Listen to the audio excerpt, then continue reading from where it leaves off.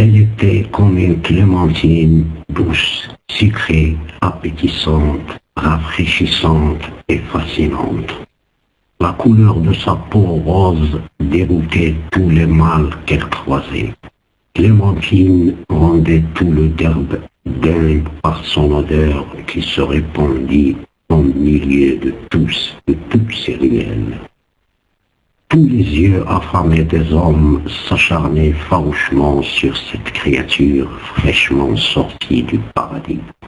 Pauvre petite Clémentine, pourra-t-elle résister devant un tel danger, elle, si fragile, si petite, sans défense devant le loup légendaire de la jungle?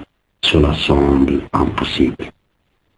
Tous les yeux rancuniers des femmes du deuil lui lançaient des flèches brûlantes de haine et de jalousie. Tellement Clémentine était si belle que les autres femmes sont devenues folles. Clémentine ne prêtait à tout ce ressac violent de sentiments et de tentations aucune attention et envoyait tout le monde se balader. Elle s'isolait entre ces quatre murs et devenait alors une proie prête à être sacrifiée sur l'autel des désirs les plus pervers de la race humaine.